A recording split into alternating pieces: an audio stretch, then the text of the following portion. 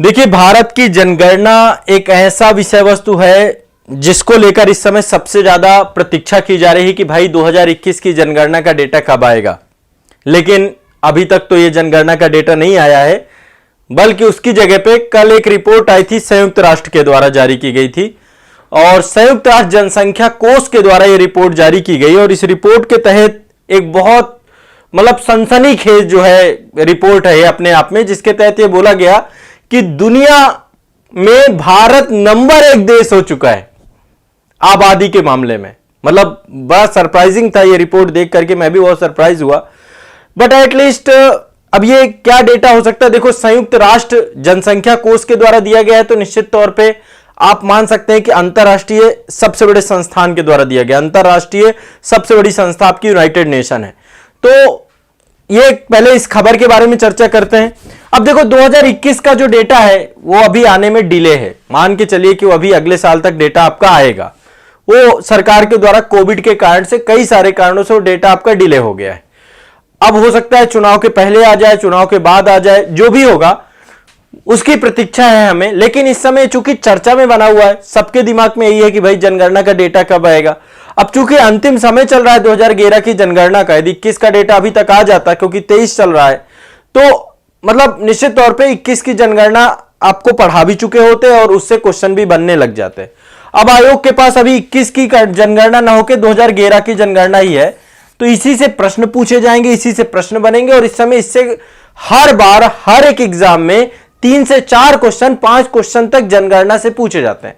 जनगणना एक दिन में याद नहीं होती है, इसलिए आज के सेशन में आप मेरे साथ जो फैक्ट मैं आपको बताऊं, तथ्य आपको बताऊं, उनको ध्यान से सुनना है, साथ साथ लिखते भी जाना है। कुछ ज्यादा ऐसा नहीं होगा कि मैं ब्लास्ट कर दूंगा बहुत सारे फैक्ट का, बट मैं आपको इंपॉर्टेंट फैक्ट बता के जाऊंगा जो रफली आपको पता होने चाहिए। इसके बाद हम 1-2 सेशन और रखेंगे और जनगणना आपकी पूरी क्लियर करा दूंगा 11 की। अब 11 की जनगणना यदि आपकी क्लियर हो जाएगी तो 21 की जनगणना में आपको कंपेयर करके 11 की जनगणना को पढ़ना पड़ता है, तो यह भी काम हो जाएगा। और जैसे 21 का डेटा आएगा तो 21 के डेटा को भी हम सबसे पहले कवर करेंगे, उसके लिए निश्चिंत रहिए, मेरी जिम्मेदारी है। तो पहले मैं एक बार यूनाइटेड नेशन के बारे में बता देता हूं कि यूनाइटेड नेशन क्या बोल रहा है। थोड़ा सा यूनाइटेड नेशन की इस घटना के बारे में देखिए, ये आज तक की न्यूज थी कल की, कि भारत जो है आबादी के मामले में चीन की तुलना में लगभग 29 लाख लोग चीन से ज्यादा हो गए हैं। 29 लाख लोग जो है चीन से ज्यादा हो गए हैं। और संयुक्त राष्ट्र जनसंख्या कोष के द्वारा यह आंकड़ा जारी किया गया है और इस आंकड़े में कहा गया है कि भारत दुनिया का सबसे बड़ा आबादी वाला देश बन गया है। यह देख सकते हैं आप, ठीक है, यह है डेटा। तो भारत चीन को पीछे छोड़ करके दुनिया का सबसे आबादी वाला देश बन गया है संयुक्त राष्ट्र के हिसाब से। अभी हमारे डेटा जारी होंगे, ठीक है, उसकी प्रतीक्षा कर लीजिए। तो भारत की आबादी कितनी पहुंच गई है यूनाइटेड नेशन के द्वारा? 142.86। ये रियल टाइम डेटा हो सकता है, अब जो भी हो। और यहां तक करें कि इस साल हम 30 लाख की बढ़त बना लेंगे, अभी भारत की आबादी और तेजी से बढ़ेगी ग्रेजुअली। चीन की आबादी कितनी है? 142.57। देखो, चीन की आबादी हो सकता है चीन पीछे हो चुका हो हमसे, क्योंकि चीन के द्वारा वन चाइल्ड पॉलिसी जो थी आपकी, एक बच्चे की जो नीति थी वो काफी लंबे समय तक चली, 2018-19 तक चीन उसे लेके चल रहा था। तो उस कारण से भी, और फिर दूसरा क्या है, एक एटीट्यूड डेवलप हो जाता है। तो चीन में जनसंख्या निश्चित तौर पे डाउन हुई होगी, ये तो तय है बात, है ना। तो ये एक आपकी जो बहुत बड़ी चर्चा है, इस समय चर्चा का विषय भी बना हुआ है कि हमारी आबादी जो है पहुंच चुकी है इस डिजिट में। कल काफी लोग लाइव में, काफी बच्चे जो है डिस्कस भी कर रहे थे इस मुद्दे को लेकर, तो मुझे लगा कि चलो मैं फिर आपको बता ही देता हूं। 142.86 ये आपका यूनाइटेड नेशन के द्वारा बोला गया है। अब देखो, मैं आपको एक वेबसाइट का डेटा दिखाता हूं, ठीक है, एक वेबसाइट का डेटा है और मैं चाहता हूं कि उस वेबसाइट के डेटा को आप लोग भी देखें। और संभवतः मुझे लगता है कि ये डेटा रियल टाइम डेटा होगा, तो इसमें तो भारत बहुत पीछे है। अब पता नहीं ये सच्चाई कितनी है, बट एक वेबसाइट है, वो आप लोग भी सर्च कर सकते हो। मैं वेबसाइट आपको बता देता हूं, worldmeter.info। मैं आपको पहले दिखा देता हूं, बाद में आप लोग सर्च कर लेना, ठीक है। ये वाली साइट, ये देख सकते हैं, ये आपको कुछ नंबर्स दिख रहे होंगे यहां पे। ये एक वेबसाइट है worldmeter.info। वैसे मैं इसके बारे में बताऊंगा कि विश्व की आबादी 8 अरब पहुंच चुकी है। ये देखिए, पूरे वर्ल्ड की पॉपुलेशन का रियल टाइम काउंटडाउन चल रहा है, रियल टाइम काउंटडाउन। और हो सकता है आप बहुत जो है सरप्राइज हो जाएं, हर टाइम पीरियड पे बहुत सारे लोग जन्म ले रहे हैं और हर टाइम पीरियड पे बहुत सारे लोग खत्म भी हो रहे हैं। तो यहां पे देखिए प्लस माइनस भी हो रहा होगा ये डेटा। ये देखिए पूरी की पूरी आबादी है, ये पूरे विश्व की आबादी है और पूरे विश्व की आबादी के साथ साथ मैं भारत की आबादी को दिखाऊं यदि इस साइट के हिसाब से www.worldmeter.info के अंतर्गत ये मैं डेटा आपको दिखा रहा हूं। तो ये साइट में आप लोग भी देख लेना और इस साइट में ही देखिए ये डेटा है चीन का। अभी भी देखा जाए इस साइट के अकॉर्डिंग तो चीन नंबर 1 में बना है। चीन की जनसंख्या ये साइट दिखा रही है 1,45,000, ठीक है, वो माफ करेगा 1 लाख कहां से 1,45 करोड़ है ना, ये जनसंख्या है। और भारत की इस साइट के हिसाब से 1,41 करोड़ है। अब यदि हम ऑफिशियल देखो, ऑफिशियल हम संयुक्त राष्ट्र को ही मानेंगे, संयुक्त राष्ट्र जनसंख्या कोष को। यहां पे देखिए ये संख्या घट बढ़ रही होगी, आप इंडिया को भी देख सकते हैं इसमें। ये हमारे देश की का रियल टाइम डेटा दिखा रहा है, यहां पे देखिए बढ़ रही है ये। तो हर सेकंड में बच्चे जन्म ले रहे हैं, हर सेकंड में मृत्यु भी हो रही है। अब ये किस सर्वे के हिसाब से चीजें करते हैं ये नहीं पता है, बट ये साइट के हिसाब से एक डेटा आपका जो है worldmeter.info, आप लोग भी देख सकते हैं। चलिए अब मैं यहां पे बात कर रहा था, हम जनगणना की बात कर रहे थे कि भाई जनगणना को लेकर 2011 के डेटा है। तो कुछ थोड़ा सा इंटरेस्टिंग फैक्ट आप लोगों को मैंने बता दिए। अब मैं आपको लेकर के चलता हूं। अब देखो नंबर 1 ये कौन है, अमित कुमार जी कह रहे हैं सर जहां नंबर 1 आना रहता है वहां लास्ट में रहता है। सही बात है, बहुत सारी रिपोर्ट होती हैं, चाहे वर्ल्ड इकोनॉमिक फोरम की रिपोर्ट हो या फिर अन्य बहुत सारी संस्थानों की रिपोर्ट हो, उनमें अभी हमारी स्थिति बहुत दयनीय रहती है, बात सही है। बट एट लीस्ट आबादी के मामले में तो हम बहुत ज्यादा हो गए, तो डरने की अब जरूरत नहीं है। विश्व में चीन से भी अब डरने की जरूरत नहीं रही, संख्या बल में ज्यादा है, युवा देश है, विश्व का सबसे युवा देश भारत ही है इस समय। तो अब देखो आप लोगों के कंधों में सारा दारोमदार है कि अब देश को आप किस दिशा में ले जाते हो। ठीक है, देखिए अब मैं आपको आपकी शक्लें दिखाता हूं, ये है आपकी शक्लें, अब ढूंढो आप लोग अपने अपने को। ये है हमारे देश की पॉपुलेशन, देख सकते हैं आप, लैंड बहुत कम है, जनसंख्या बहुत ज्यादा है। अभी वो सारा डेटा मैं डिस्कस करूंगा आप सभी के साथ। क्षेत्रफल बहुत कम है, क्षेत्रफल में 7वां स्थान है और जनसंख्या में 2011 के हिसाब से दूसरा स्थान था। अब शायद पहला हो जाए, 21 की जनगणना आ जाए तो सरप्राइजिंग हो जाए। तो ये देख रहे हैं। अब देखो ऐसा नहीं है, इस देश में यदि इस जनसंख्या का सही सदुपयोग कर लिया जाए तो शायद हमसे पावरफुल कोई नहीं बने। लेकिन एक चीज सोचिएगा, मैं हमेशा एक बात जरूर सोच रहा हूं, जब भी बात आती है कि डेमोग्राफिक डिविडेंड की बात आती है या फिर ह्यूमन रिसोर्स की बात आती है, मानवीय संसाधन की बात करते हैं, तो एक बात मेरे दिमाग में खनकती है, शायद आप लोग भी आज इस प्रोस्पेक्टिव को समझ पाए कि हमेशा सरकार कहती है कि भाई 1 चाइल्ड पॉलिसी होनी चाहिए, 2 चाइल्ड पॉलिसी होनी चाहिए। अभी उत्तर प्रदेश सरकार के द्वारा अपनी जनसंख्या नीति भी जारी की गई, जिसके तहत कहा गया कि भाई 2 बच्चे ही रखने हैं, 2 से ज्यादा रखेंगे तो बहुत सारी सुविधाएं आपकी छीन ली जाएंगी या बहुत सारी सुविधाएं आपको मिल जाएंगी यदि आप 2 बच्चे ही रखेंगे, 1 बच्चा रखेंगे। तो मुझे कई बार ये लगता है कि इतनी बड़ी आबादी वाला देश है हमारा, संसाधन सीमित हैं और हम हमेशा ये एक स्वप्न, दीवा स्वप्न देखते रहते हैं कि बहुत बड़ी आबादी है, हम बहुत कुछ कर लेंगे, इस आबादी को ह्यूमन रिसोर्स में बदल देंगे। यदि ऐसा संभव होता तो सरकारें क्या करती, लोगों को भी बोलती कि भैया आप भी 5-5, 6-6, 10-10 बच्चे रखिए और ह्यूमन रिसोर्स में कन्वर्ट हो जाएंगे। सरकार क्या कर रही है कि 1 बच्चा ही जरूरी है, 2 बच्चे ही जरूरी है। परिवार नियोजन बहुत मस्ट है और जनसंख्या में नियंत्रण करना बहुत जरूरी है, नहीं तो क्या होगा, संसाधनों में भार बढ़ेगा। तो यदि परिवार के स्तर पे आप मैनेज नहीं करते तो एक राष्ट्र के स्तर पे भी आप देखा जाए, एक राष्ट्र एक बड़ी संस्था है, बड़ी इकाई है, तो निश्चित तौर पे इतनी बड़ी आबादी मैनेज करना अपने आप में बहुत बड़ी चुनौती है, संसाधनों के ऊपर अतिरिक्त दबाव है, इसलिए सरकार की बात को मानना बहुत जरूरी है। तो उस मुद्दे पे अभी बाद में बात करेंगे। ये देख सकते हैं, ये आप देख सकते हैं देश की आबादी का प्रतिनिधित्व है, ये फोटो कर रही है। अब हम बात कर रहे हैं सेंसस 2011 की, ठीक है। अब देखो ये तो रही कुछ इंटरेस्टिंग बातें, अब बात करना है रटने की। अब आपको याद करना है, मैं आपको बहुत सारे फैक्ट देता, बहुत सारी चीजें यहां पे डिस्कस करना जाऊंगा, आप लोगों को लिए लिखता जाऊंगा और मैं उम्मीद करूंगा कि आप सभी साथ साथ मेरे क्या करेंगे, उसे भी लिखते जाएंगे और पढ़ते जाएंगे। तो फाइनली हम 2011 की जनगणना को देख रहे हैं। 2011 की जनगणना को देख रहे हैं, उसके अंतिम आंकड़े देख रहे हैं। ठीक है, पहले मैं डेटा बता देता हूं, फिर इसके बाद बहुत सारे ऐसे टॉपिक जो जनसंख्या वाले सेगमेंट से पूछे जा सकते हैं कि भाई कौन जारी करता है रिपोर्ट, गृह मंत्रालय के अंतर्गत कौन सा विभाग है, वो सब चीजें बाद में देखेंगे। संविधान की किस अनुसूची में प्रबंध है, कौन बड़ा अधिकारी, सब कुछ डिस्कस बाद में करेंगे। पहले मैं यहां पे आता हूं 2011 की जनगणना के ऊपर सीधा सीधा। ठीक है, 2011 की जनगणना के हिसाब से देखें तो टोटल पॉपुलेशन कितनी थी इंडिया की, एक बार याद कर लेते हैं आज। ठीक है, एक बार याद कर लेते हैं। 1 अरब 21 करोड़ 08 मोबाइल नंबर की तरह याद करेंगे। 8,54,977 ये टोटल आबादी है, एक मोबाइल नंबर की तरह याद कर सकते हो आप। ठीक है, 121 करोड़ वैसे आमतौर पे बोला जाता है, अब ये 140 करोड़ तो पार कर चुकी है। ठीक है, अभी देखो 2021 के जनगणना में हमें पता चलेगा लगभग 140 के आसपास रहने वाली है। तो ओवरऑल एक अच्छा खासा ग्रोथ, ऐसा भी नहीं है कि ग्रोथ नहीं हुई है, अच्छी खासी ग्रोथ हुई है। तो 1 अरब 21 करोड़ 8,54,977 ये भारत की जनगणना है 2011 के टोटल के माध्यम। ठीक है, अब मैं यहां पे देखो पुरुष आबादी और महिला आबादी में परसेंटेज का यूज करूंगा। टोटल पुरुष कितने हैं, संख्या नहीं लिखूंगा लेकिन संख्या में कंफ्यूज हो जाओगे, बहुत जगह पे संख्या और संख्या की जरूरत भी नहीं है, रफली आइडिया ये आप लोगों को दिए दे रहा हूं। पुरुष आबादी टोटल है आपकी 51.47% पुरुष है। महिला आबादी की बात करें तो टोटल 48.53 महिला आबादी है। ये महिला आबादी है और ये पुरुष आबादी। दो डेटा तो ये याद कर लो साथ में।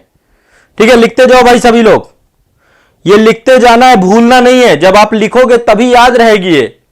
ठीक है, 2011 की जनगणना पढ़ा रहा हूं। पुरुष आबादी है 51.47% और महिला आबादी है 48.53%। एक काम करना, एक पूरे कागज में लिख करके जहां पे सबसे ज्यादा समय व्यतीत करते हो, चलते फिरते उठते बैठते टेबल में या तो चिपका लो, वहां पे नजर पड़ती रहे, याद हो जाएगा। एक एक डेटा डेली 3-3 4-4 बार देखोगे तो याद हो जाएगा, इतना बड़ा इशू नहीं है। ठीक है, तो एक तो ये हो गया टोटल जनसंख्या।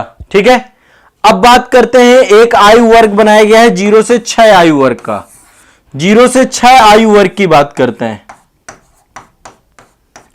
0 से 6 आयु वर्ग की बात करते हैं। तो 0 से 6 आयु वर्ग की जनसंख्या कितनी है टोटल, 0 से 6 आयु वर्ग की जनसंख्या है 13.6%। 13.6% टोटल जनसंख्या का 13.6% 0 से 6 आयु वर्ग के बच्चों का है। ठीक है, अब यहां पे अगला डेटा बता रहे हैं नगरीय जनसंख्या कितनी है, नगर में कितने लोग रहते हैं और गांव में कितने लोग रहते हैं। तो ग्रामीण जनसंख्या और नगर की जनसंख्या दोनों अलग अलग है। ग्राम में रहने वाली जनसंख्या और तो गांव में रहने वाले लोगों की संख्या 31.1। पहले तो ये आप लिख लो, 31.1% लोग क्या है, नगर में रहते हैं। ठीक है, 2011 की जनगणना के अनुसार से अब बढ़ गया होगा आपको। ठीक है, अब देखिए ये जो जनसंख्या है इसको कंपेयर करना पड़ता है हमें 2001 की जनगणना से हमेशा। अब जैसे 2011 की जनगणना को 2021 की जनगणना जब आएगी ना, तो उसको हम 2011 की जनगणना के साथ कंपेयर करेंगे। तो जब हम 2001 की जनगणना को 2011 की जनगणना से कंपेयर करते हैं तो हम पाते हैं कि 10 सालों में जनसंख्या वृद्धि कितनी हो गई है, 17.7%। 17.7%। ये दशकीय वृद्धि से बोलते हैं, दशकीय वृद्धि। ये भी याद कर लो, ये पूछा जाएगा, ये जानना होगा। अभी देखो, अभी आपके पास यही है तो इसी से क्वेश्चन पूछता है। दशकीय जनसंख्या वृद्धि, जनसंख्या वृद्धि।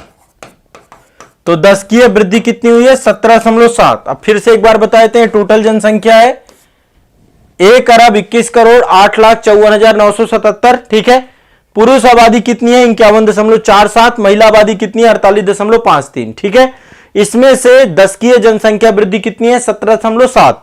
नगर में रहने वाले लोग कितने हैं 31.1। इतना तो रफली आपको याद ही कर लेना है, इतना डेटा आपके दिमाग में बैठ जाना चाहिए। ठीक है, अब बात कर रहे हैं कि अच्छा दशकीय जनसंख्या वृद्धि इतनी है तो एक वर्ष में जनसंख्या वृद्धि कितनी हुई होगी। तो एक वर्ष में जनसंख्या वृद्धि हुई है 1.64%। ये एक वर्ष की जनसंख्या वृद्धि है। ठीक है, औसतन है, एक तरीके से औसतन ही है ये सारी चीजें। तो टोटल 10 साल में जनसंख्या वृद्धि 2001 से 2011 के बीच में 17.7% और प्रति वर्ष के हिसाब से देखें तो 1.64%। ठीक है, चलो रफली देखो, मैं बहुत आपको इंपॉर्टेंट डेटा बता रहा हूं। लिंगानुपात कितना है? लिंगानुपात कितना है? लिंगानुपात है 943। लिंगानुपात क्या होता है? 1000 पुरुषों में महिलाओं की संख्या कितनी है?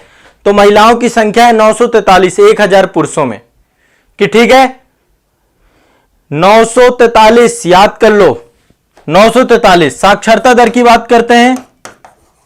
साक्षरता दर कितनी है? साक्षरता दर 73% साक्षरता दर 73% साक्षरता दर है। इसमें भी पुरुष और महिला दो कैटेगरी निकलते हैं कि पुरुष कितना पढ़े हैं, महिला कितने पढ़े हैं। पुरुष साक्षरता और महिला साक्षरता। ठीक है, पुरुष साक्षरता की बात करें तो 80.9% है, 80.9% पुरुष साक्षरता। महिला साक्षरता की बात करें तो 64.6% है। टोटल साक्षरता है 73%। कितनी है? 73%। अब बढ़ जाएगा डेटा, नया आएगा तो पुरुष साक्षरता 80.9%, महिला साक्षरता 64.6%।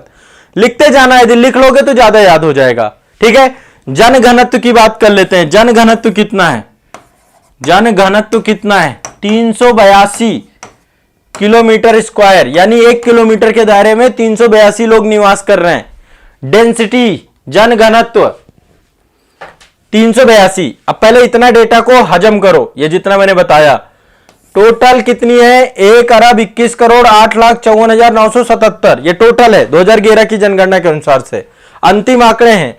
पुरुष की बात करें तो पुरुष आपके कितने हैं? 51.47% पुरुष, 48.53% महिला। ठीक है, इसके बाद 0 से 6 आयु वर्ग के बच्चों की संख्या कितनी है? 13.6।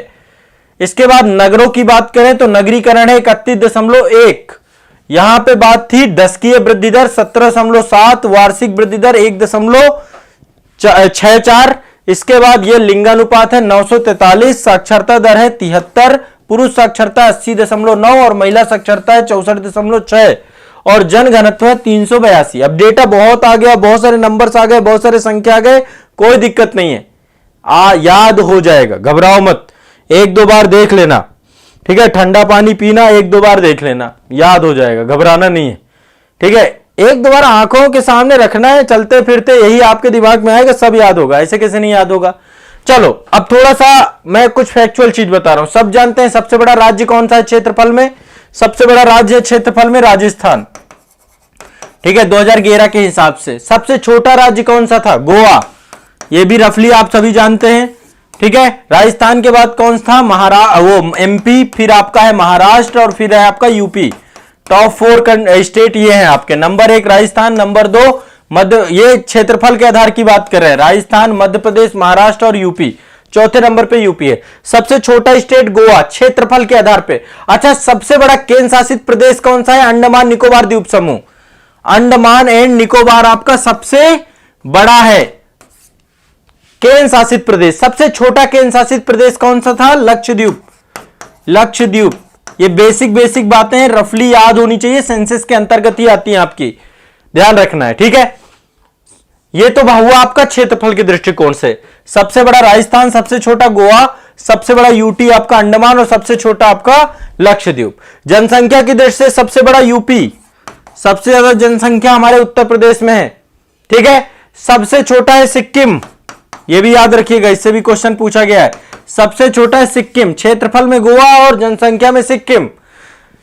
क्षेत्रफल के आधार पर सबसे बड़ा केंद्र शासित प्रदेश कौन सा है? केंद्र शासित प्रदेश क्षेत्रफल के आधार पे दिल्ली, वो जनसंख्या के आधार पे, माफ करिएगा, जन क्षेत्रफल के आधार पे तो अंडमान निकोबार द्वीप समूह है, पर जनसंख्या के हिसाब से दिल्ली है। दिल्ली का जनघनत्व तो सबसे ज्यादा है पूरे भारत में। ठीक है, और सबसे छोटा केंद्र शासित प्रदेश यहां पे जनसंख्या के आधार पे भी लक्षद्वीप है। लक्षद्वीप में सबसे कम आबादी रहती है, सबसे कम आबादी रहती है लक्षद्वीप से। देखो रफली डेटा है, सब आपको याद करते रहना है। ठीक है, तो अब यहां पे एक बार देखते हैं जनसंख्या के हिसाब से टॉप यदि स्टेट देखें तो नंबर 1 में आपका यूपी है, फिर आपका महाराष्ट्र है, इसके बाद हमारा बिहार है। बिहार किसी से कम नहीं, बिहार। और बिहार के बाद है वेस्ट बंगाल। ये 4 आपको इसके भी याद रखना है, टॉप 4। क्षेत्रफल के आधार पर टॉप 4 मैंने बताए थे। पहले नंबर पे राजस्थान, फिर मध्य प्रदेश, फिर महाराष्ट्र और फिर यूपी। जनसंख्या के हिसाब से पहले यूपी, यूपी के बाद महाराष्ट्र, महाराष्ट्र से बिहार, बिहार के बाद वेस्ट बंगाल। ठीक है, 5वें नंबर पे आंध्र प्रदेश है, एपी है। अब आंध्र प्रदेश का चूंकि 2014 में बदलाव हो गया तो अभी डेटा नया आएगा, इसलिए 4 याद रखने हैं आपको, 4 याद रखने हैं। ठीक है, टॉप 4 यहां पे याद रखने हैं। क्लियर है, स्पष्ट है जनसंख्या की दृष्टि से। और केंद्र शासित प्रदेश की बात करें कि टॉप केंद्र शासित प्रदेश क्या होगा, तो पॉपुलेशन के आधार पे नंबर 1 पे दिल्ली है हमारा, नंबर 2 पे पुदुचेरी है, पुदुचेरी। ठीक है, 3 राज्यों में फैला हुआ है। फिर है आपका चंडीगढ़, चंडीगढ़। ठीक है, और इसके बाद है आपका अंडमान निकोबार द्वीप समूह, अंडमान एंड निकोबार। ये पॉपुलेशन के आधार पे टॉप 4 बता दिए मैंने आपको, पॉपुलेशन के आधार पे टॉप 4 बता दिए। ठीक है, अब चलो लिंगानुपात की बात करते हैं। सबसे ज्यादा लिंगानुपात है केरल में, सबसे ज्यादा लिंगानुपात है केरल में। भारत का लिंगानुपात कितना बताया था मैंने आपको, 943, 943। केरल में सबसे ज्यादा लिंगानुपात है, केरल कितना है, 1084, 1084। 1000 पुरुषों में 1084 महिलाएं हैं। सबसे कम लिंगानुपात क्या है, यह सब 2013 की जनगणना से ये सर्वाधिक है। सबसे कम की बात करें तो सबसे कम है हरियाणा में, हरियाणा। ठीक है, हरियाणा का कितना है, 889, 879। वैसे इसकी तस्वीर 10 साल में बदली है। ठीक है, प्रधानमंत्री जी के द्वारा यहीं से बहुत सारी योजनाएं चालू की गई जो कि महिलाओं को लेकर के है। बेटी पढ़ाओ बेटी बचाओ योजना यहीं से चालू की गई, सुकन्या समृद्धि जीवन, बहुत सारी योजनाएं महिलाओं के यहां से चालू की गई। ठीक है, अच्छा कौन सा केंद्र शासित प्रदेश है जहां पे सबसे ज्यादा लिंगानुपात है, तो वो है पुदुचेरी। पुदुचेरी का लिंगानुपात सबसे ज्यादा है। केंद्र शासित प्रदेश यूटी की बात करें यदि हम लिंगानुपात में, तो पुदुचेरी का लिंगानुपात है 1037, 1037। ठीक है, इसके बाद दूसरे नंबर पे बात करें सबसे कम लिंगानुपात किस केंद्र शासित प्रदेश में है, दमन एंड दीव में। सबसे ज्यादा और सबसे कम है दमन एंड दीव में, दमन एंड दीव। ठीक है, तो ये आपको लिंगानुपात के डेटा याद करना है। सबसे ज्यादा लिंगानुपात क्लियर हो गया, सबसे कम लिंगानुपात हरियाणा, सबसे ज्यादा केरल, यूटी में सबसे ज्यादा पुदुचेरी, सबसे कम दमन दीव। ठीक है, हाँ रटते जा रहे हो, बहुत बढ़िया, सुपर्ब सुपर्ब। हाँ ठीक है। अच्छा एक होता है शिशु लिंगानुपात, शिशु लिंगानुपात। सबसे कम शिशु लिंगानुपात है आपका हरियाणा में, सबसे ज्यादा अरुणाचल प्रदेश में है। देखो शिशु का मतलब है 0 से 6 वर्ष, शिशु मतलब 0 से 6 वर्ष। 0 से 6 वर्ष का जो शिशु लिंगानुपात है सबसे ज्यादा है आपका अरुणाचल प्रदेश में, सर्वाधिक है अरुणाचल प्रदेश, अरुणाचल प्रदेश। ध्यान रखिएगा, ये शायद आपको डेटा याद ना हो लेकिन फिर भी मैं आपको याद करा दे रहा हूं। सबसे ज्यादा शिशु लिंगानुपात कहां पे है, अरुणाचल प्रदेश में 972 है ये। ठीक है, और सबसे कम कहां पे है, हरियाणा में। याद रखिएगा सबसे कम है हरियाणा में, हरियाणा में। हम यूटी की बात करें, यदि केंद्र शासित प्रदेश की बात करें तो शिशु लिंगानुपात केंद्र शासित प्रदेश में सबसे ज्यादा है अंडमान निकोबार द्वीप समूह में, अंडमान एंड निकोबार द्वीप समूह। ठीक है, अंडमान निकोबार द्वीप समूह में सर्वाधिक है। और सबसे कम की बात करें कि सबसे कम कहां है, तो सबसे कम है आपका दिल्ली में। ठीक है, सबसे कम है आपका दिल्ली में, यह आपको याद करना है। सभी को इतना क्लियर हो गया। ये देखो लिंगानुपात में इतने से ही पूछ लेगा जो पूछना होगा, ज्यादा हमें यहां पे कोई रॉकेट साइंस नहीं पढ़ना है। ठीक है, बहुत ज्यादा रॉकेट साइंस के चक्कर में नहीं रहना है। इतना क्लियर हो गया सभी का लिंगानुपात। अब चलो अगले डेटा पे चलते हैं। लिंगानुपात के बाद अगला चलते हैं जनघनत्व की बात करते हैं। इससे क्वेश्चन बहुत पूछता है, फेवरेट टॉपिक है आयोग का। तो 2011 की जनगणना के हिसाब से सबसे ज्यादा जनघनत्व किसका है, राज्यों में सर्वाधिक जनघनत्व, सर्वाधिक जनघनत्व सबको ही पता होगा बिहार राज्य। बिहार राज्य में 1 किलोमीटर के दायरे में 1106 लोग रहते हैं, 2011 की जनगणना के हिसाब से सर्वाधिक, सबसे कम कहां पे है? अरुणाचल प्रदेश में। अरुणाचल प्रदेश में 1 किलोमीटर के दायरे में केवल 17 लोग रहते हैं। सर्वाधिक जनघनत्व आपका केंद्र शासित प्रदेश की बात करें तो यूटी में सबसे ज्यादा है आपका दिल्ली में। कहां पे? दिल्ली में। पूरा भारत दिल्ली आ चुका है। कितना है जनघनत्व दिल्ली का? दिल्ली का जनघनत्व है 11,320। 1 किलोमीटर के दायरे में 11,320 लोग रहते हैं दिल्ली में। सोचिए, आप दिल्ली में कहीं भी खड़े हो जाइए, मुखर्जी नगर में कहीं पर भी, तो धीरे धीरे लोग ही आपको धक्के मार मार के ही ले जाएंगे। तो सर्वाधिक केंद्र शासित प्रदेश दिल्ली में लिंग जनघनत्व, ठीक है। और सबसे कम जनघनत्व किस केंद्र शासित प्रदेश में है? यह सर्वाधिक हो गया। सबसे कम यूटी की बात करें तो अंडमान निकोबार। बहुत सारे द्वीप वीरान पड़े हैं यहां पे, 46 है ओनली, 46, ठीक है। यह हो गया आपका एक रफली जनघनत्व का डेटा। इतना ही पूछा जाएगा जनघनत्व से, इतना ही आएगा, रट लो, बस इतना ही करना है, ज्यादा नहीं करना।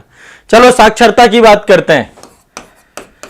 साक्षरता की बात करते हैं। साक्षरता 2011 की जनगणना के हिसाब से सबसे ज्यादा साक्षर जिला स्टेट कौन सा है? कौन सा सबसे ज्यादा साक्षर है? सर्वाधिक साक्षरता है आपकी केरल में।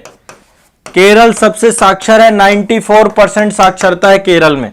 इस बार हो सकता है 100% पार कर जाए, हो सकता है, मतलब कोई वो नहीं है, 94 तो ज्यादा ही रहेगी। अच्छा, सबसे कम साक्षर स्टेट कौन सा है? सबसे कम साक्षर है बिहार। मतलब ये सबसे बड़ा दुर्भाग्य है देश का, जो शिक्षा का केंद्र है, जिसको लैंड ऑफ नॉलेज कहा जाता है, वहां पे एजुकेशन स्तर इतना गिरा हुआ है। इस बार देखते हैं शायद सुधार हो। तो सबसे कम साक्षर बिहार, सर्वाधिक साक्षर केरल। सर्वाधिक केंद्र शासित प्रदेश कौन सा? यूटी है। यूटी सर्वाधिक साक्षर कौन सा है? सबसे ज्यादा साक्षर है लक्षद्वीप। लक्षद्वीप 91.8% लोग, जनसंख्या ही ज्यादा नहीं है लेकिन फिर भी परसेंटेज के हिसाब से देख रहे हैं। न्यूनतम कौन सा है? न्यूनतम है दादरा नगर हवेली। अब तो ये नहीं रहा, अब ये दमन द्वीप से जुड़ गया, लेकिन 2011 में था दादरा एंड नागर हवेली। सबसे कम है ये यूटी में, ठीक है, 76.2, ठीक है। अब इसको ध्यान कर लो। सर्वाधिक साक्षरता केरल 94, बिहार सबसे कम, यूटी में लक्षद्वीप और दादरा नगर हवेली। चलो ये हो गए आपके डेटा।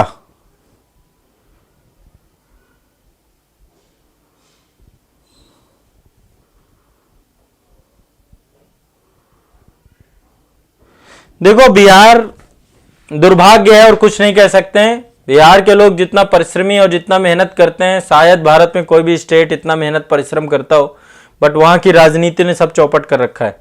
चलिए, अब ये हो गया आपका, काफी सारे डेटा हो गए। इतना पचा लोगे कि नहीं बताओ? आज के लिए इतना ही रखूं? इतना पचा लो, आज इतना पचा लो, फिर इसके बाद नेक्स्ट क्लास में और बहुत सारे टॉपिक लेकर के आऊंगा। अभी जनगणना से जुड़े हुए मैं कुछ आपको बेसिक चीजें पढ़ा दूंगा, ताकि आपकी नई जनगणना है तो बिल्कुल रिफ्रेश होके बस डेटा आपको देखना हो, बस कि ये अच्छा ये है। मैं वैसे क्लास में आपको पढ़ाऊंगा ही नई जनगणना। तो आज के लिए इतना ही रखते हैं, इतना पचाओ, बहुत है ये, अपने आप में बहुत सारा डेटा दे दिया आपको, ठीक है। और एक बार दो बार नहीं हो तो सेशन को दोबारा देख लेना, रट जाएगी जनसंख्या, ठीक है। चलिए, अब नंबर 1 आ गए हैं तो फिर नंबर 1 बनिए पढ़ने में भी। और आप लोगों के हाथ में भारत का भविष्य है, इसलिए जिम्मेदारी समझिए, सिर्फ रोजगार के लिए नहीं, देश के लिए पढ़िए, है ना। रोजगार तो मिलेगा ही मिलेगा। थोड़ा सा आप एक मोटिवेशन ये भी बना सकते हैं कि आप कंट्री के लिए एक अच्छे नागरिक के तौर पे बनना है तो एजुकेशन ही एक माध्यम है। चलिए, बाकी